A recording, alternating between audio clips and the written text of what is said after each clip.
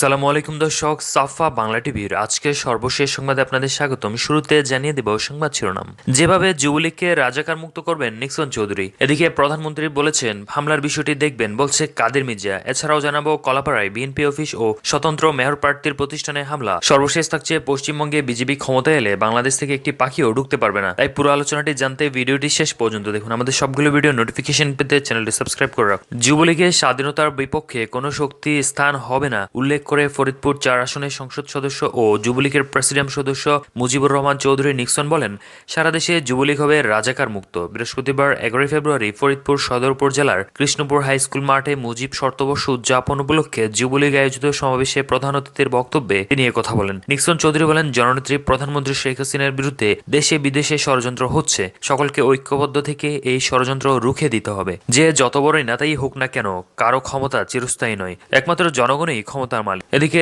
আজকে আমার গাড়িবহরে হামলার পর জননেত্রী প্রধানমন্ত্রী শেখ হাসিনার সঙ্গে অনেকক্ষণ কথা হয়েছে। প্রধানমন্ত্রী আমাকে বলেছে তিনি হামলার বিষয়টি দেখবেন। বৃহস্পতিবার 11 ফেব্রুয়ারি ফেনী ও চট্টগ্রামে দুইবার নিজের গাড়িবহরে হামলার প্রতিক্রিয়া জানাতে এক সংবাদ সম্মেলনে নোয়াখালী বসুরহাট পৌরসভার মেয়র কাদের মির্জা এসব কথা বলেন। তিনি আরো বলেন, আমি নেত্রীর বাইরে কিছু বলতে পারবো না, তাই আমি কোনো হরতাল বা কর্মসূচি দিলাম না। বৃহস্পতিবার বিকেলে উপজেলা বসুরহাট বাজারে রূপালী চত্বরে পৌরসভা আওয়ামী লীগের দলীয় কার্যালয়ের সামনে এই সংবাদ সম্মেলন অনুষ্ঠিত হয়। নেত্রীর বাইরে আমাদের অস্তিত্ব নেই উল্লেখ করে তিনি সব নেতাকর্মীদের শান্ত থাকার আহ্বান জানান। চট্টগ্রামে হামলার ঘটনাটি তিনি নোয়াখালী 4 আসনের সংসদ সদস্য একরামুল করিম চৌধুরীর উপর দায় চাপিয়ে বলেন, একরাম তার ব্যবসা প্রতিষ্ঠানের লোকজন দিয়ে এই হামলা চালিয়েছে। আমি যদি তখন গাড়িতে থাকতাম তাহলে আমার অনেক বড় বিপদ হয়ে যেত। এর আগে শপথ নিতে চট্টগ্রামে যাওয়ার পথে ফেনীর দাগনভূঞায় হামলার কয়েক ঘন্টা যেতে না যেতে শপথ গ্রহণ অনুষ্ঠান শেষে স্থানীয় একটি টিভির লাইভ সাক্ষাৎকার দেওয়ার সময় দ্বিতীয়বারের মতো গাড়িবহর হামলা করা হয়। বৃহস্পতিবার সকালে শপথ নেওয়ার জন্য চট্টগ্রাম যাওয়ার পথে ভোর 6:30টায় দাগনভূঞা 0 পয়েন্টে দুর্বৃত্তরা আব্দুল কাদের মির্জার গাড়িবহরে হামলা চালায়। হামলায় সেলিম নামে এক আওয়ামী লীগ নেতা আহত হয়েছে। আহত সেলিম কোম্পানীগঞ্জ উপজেলা আওয়ামী লীগের সদস্য। এই ঘটনায় তখন ফেসবুক লাইভে এসে নোয়াখালী 4 আসনের সংসদ সদস্য একরামুল করিম চৌধুরী ও ফেনী 2 আসনের সংসদ সদস্য নিজামুদ্দিন হাজারীকে দায়ী করেছে আব্দুল কাদের মির্জা। তিনি বলেন, একরাম চৌধুরী এত দাপট দেখিয়ে চলে, তারা আমাদের উপর হামলা করার মতো ঘটনা ঘটাচ্ছে। এদেশে কি সরকার নেই, প্রশাসন নেই? আজকে আমার এলাকার কি কোনো অভিভাবক নেই? কেউ কি প্রতিবাদ করার নেই? আমার এই এলাকার জনগণ যাকে মন্ত্রী বানিয়েছে সে মন্ত্রীর কাজ কি? সে মন্ত্রী অপশক্তির কাছে আজকে মাথা নত করেছে।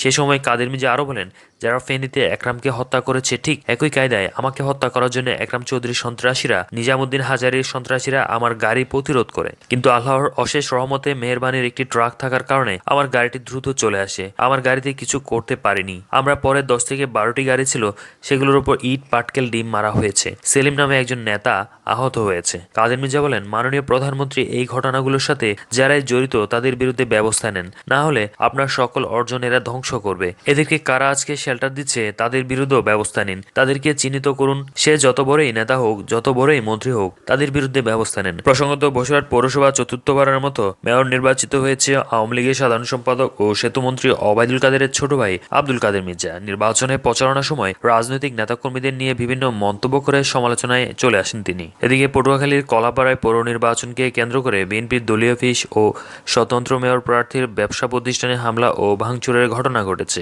এ সময় ককটেল বিস্ফোরণের ঘটনায় দুর্বৃত্তরা এই ঘটনায় কমপক্ষে 10 জন আহত হওয়ার খবর পাওয়া গেছে। বৃহস্পতিবার সন্ধ্যার প্রথমে পৌর শহরে নতুন বাজারস্থ বিএনপির কার্যালয়ে হামলা ভাঙচুর করা হয়। এ সময় চেয়ার ছুড়ে মারার কারণে 10 থেকে 12 জন আহত হয় বলে দাবি করেছে বিএনপির নেতা কর্মীরা। খবর পেয়ে সংশ্লিষ্ট থানা পুলিশ ঘটনাস্থলে পৌঁছে পরিস্থিতি নিয়ন্ত্রণে আনে। দ্বিতীয় দফা রাত 9টার দিকে স্বতন্ত্র মেয়র প্রার্থী দিদার উদ্দিন আহমেদ বাসুমের ব্যবসা প্রতিষ্ঠানে হামলা করে নৌকা প্রার্থীকে সমর্থকরা।